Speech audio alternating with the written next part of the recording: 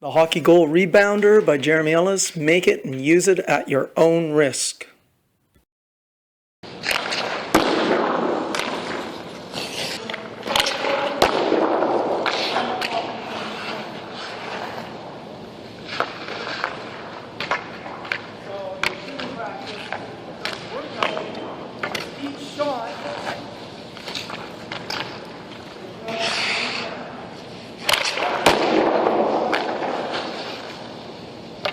Do a Google search of hockey target shooting, and this is what you're going to get: a whole bunch of soft targets with the cutouts, obviously, which is great for static practice where you're just trying to increase your accuracy. But hockey's a really dynamic sport, and this is not practice for rebounds, not much of a practice for deking and positioning yourself for a rebound. So let's look at the rebounder. It's tied only on one edge. 4 layers of 3/8 plywood, which I think is too much. I think a quarter plywood and only 3 of them would be enough. This thing's pretty solid and heavy. A screw, just a safety bolt, and nut there. 3.5 inches up, you've got a padding. I call it the 5 strip.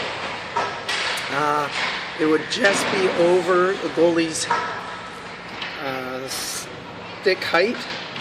And either way up, if you attach the rebounder on the other side, that would still be just above the goalie's stick. Now on this side, normally we have it in close, but it can be pushed out just with your stick and get the pucks out of the net. And that's about it. It's been bent by bending in a ladder the plywood, and it's been glued together, laminated together. I would use more glue next time. I'd use thinner wood. And I'm debating putting a little bit of a pad, of a goalie pad, just on the edge here, but I'll see how this goes. There you have it, the Goal Rebounder, to help with dynamic practices where you take a shot and you run, or on the ice you skate towards the net to get the rebound, get used to how quick those rebounds are. Notice this mark here, the 5 strip. If the puck hits here, it's going to rebound totally different than if it hits here and if it hits here. So you can't really predict. And it's curved so that you can come at an angle and you're still going to have it rebound back towards you or off to either side. If it was just a flat board and you came at an angle, it would be rebounding off at an angle and pretty much no hope of getting it. You can also practice dekes, coming into one side, deking over, flipping the puck over the pad. First of all, tighten the strings on the inside, make them tight because it shifts around a little bit. You don't need them on that side so you can get the puck out.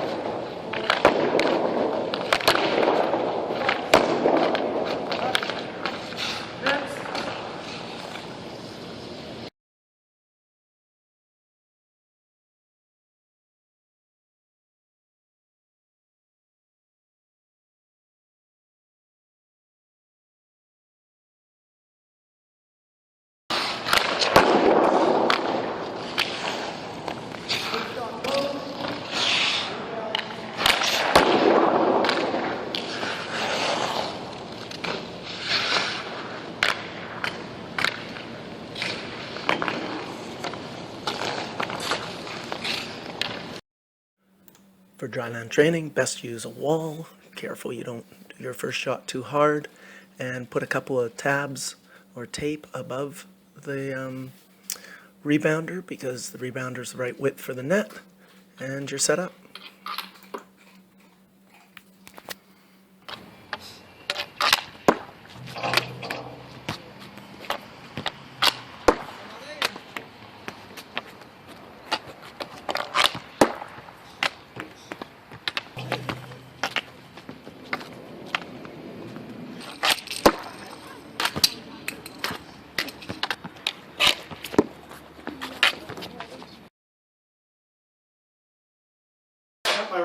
already set up, and hopefully I'll stand safely away.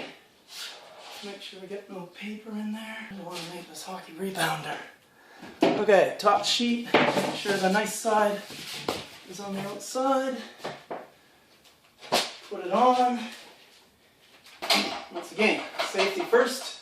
Let's try to do this without hurting anyone.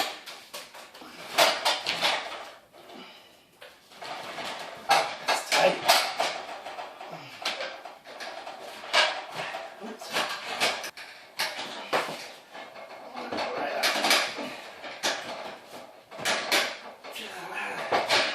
There. That's about right. So, let's try to. Let's try to. Now, when we reduce that gap, we want to reduce it from this side first. The amount of curve is a little bit in question. This one seems to have a nice curve, too much of a curve, and then the puck's bouncing off too far on the sides, too little of a curve, and if you come from a side, it bounces off at an angle. The pad there, I'd like it to be a softer pad so the puck really drops when it hits it and it sounds different. Garbage can at home is pretty awesome, kind of in the way, so you have to pull the puck to the side.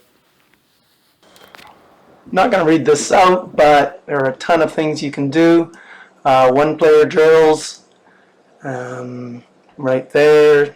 Two-player drills, three-player drills. They're all the same idea. First shot is always a low shot. You're trying for the 5-strip, but it's just a low shot so that all the players get a chance to react quickly to the rebound. That's all there is to all of this. You can do dekes, but once again, when you're on your own, you should try a deke and flip the puck over the pad. But if there are other players, take the low shot, see who can get the rebound, because what you're doing is training for rebounds.